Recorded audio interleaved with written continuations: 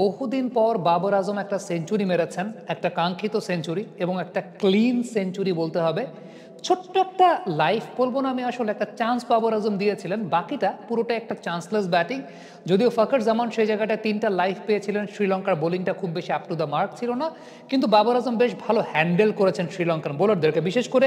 একটা জায়গায় আমি ক্রেডিট দেবো অনেক বেশি মাত্রায়, সেটা হচ্ছে ওয়ানিন্দু হাসারাঙ্গার বোলিংয়ের সময়তে বাবর আজম বেশ কশাস ভঙ্গিমায় ব্যাটিং করেছেন। কারণ হাসারাঙ্গার একটা বৈশিষ্ট্য আছে যে একই জায়গায় বল পিচ করে সেটা লেগ স্পিন করেন, আবার সেই জায়গায় বল পিচ করে গুগলি করেন। বাবর আজম গুগলিগুলো বেশ ভালো পিক করতে পারছিলেন এবং হাসারাঙ্গাকে ডিল করার বিষয়টা তার এই ব্যাটিংয়ের সবচেয়ে প্রমিনেন্ট ফিচার বলে আমার কাছে মনে হয়।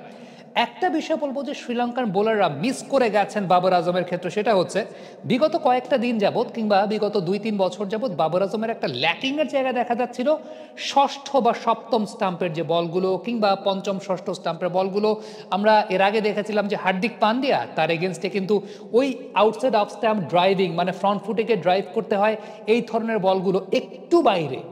বাইরে বাবর আজমকে চেস করাচ্ছেন, হ্যান্ড থ্রো করাচ্ছেন এবং বাবর আজমের উইকেটও তিনি পারচেস করেছিলেন। এরকম একটা ইনিংস আমরা দেখতে পেয়েছিলাম এবং এটা শুধুমাত্র প্রথম না, আমরা নাহিদ রানাকেও দেখতে পেয়েছিলাম যে টেস্ট ম্যাচ ক্রিকেটে বাবর আজমকে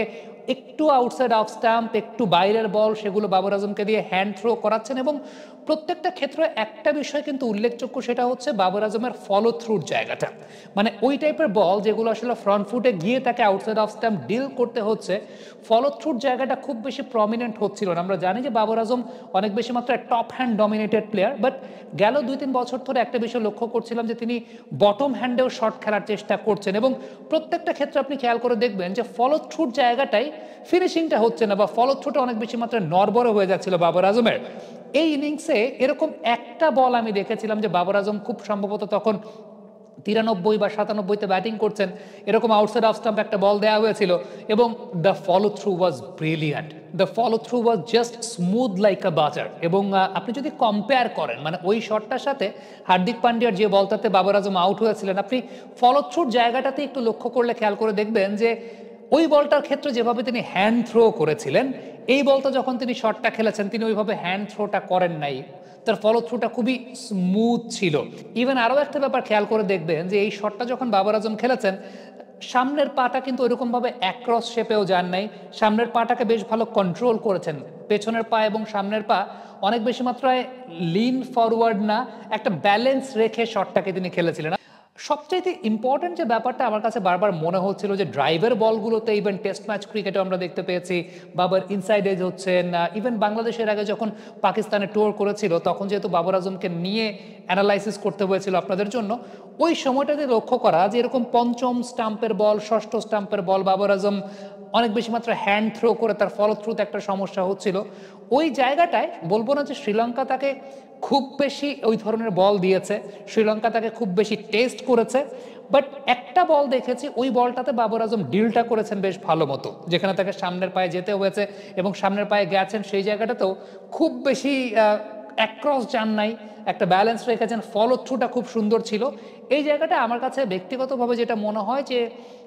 পায়ের প্রবলেমের চাইতে বাবর আজম যে জায়গাটায় ফেস করছিলেন গেল 2-3 বছর ধরে, যে ফলো থ্রুটা, মানে তিনি top hand dominated player, top হ্যান্ডের চাইতে বটম হ্যান্ড দিয়েও যখন থেকে খেলা শুরু করেছেন, ওই জায়গাটা একটা প্রবলেম তিনি ফেস করা শুরু করেছিলেন। আদারওয়াইজ বাবর আজমের যে কাভার ড্রাইভ আপনি যদি একেবারে ওই 2020-21 সাল বা 19-20 সালের দিকে লক্ষ্য করে দেখেন, তাহলে প্রত্যেকটা কাভার ড্রাইভের হাতটাকে যেভাবে তিনি ব্যবহার করছেন, very much close to his body তিনি খেলছেন এবং ফলো থ্রুটা ভালো আসলে কখন হয়, যখন তিনি বডির খুব কাছাকাছি নিয়ে বলগুলোকে আসলে খেলছেন বা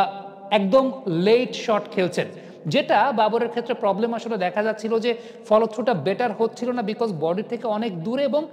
আগের চাইতে অপেক্ষাকৃত একটু বেশি আগে শট খেলে ফেলছিলেন, যেটা বাবর আজমকে আমরা নর্মালি জানি যে he is very much prominent while playing the ball in the letter stage, অর্থাৎ বলটা একটু লেট খেলছেন,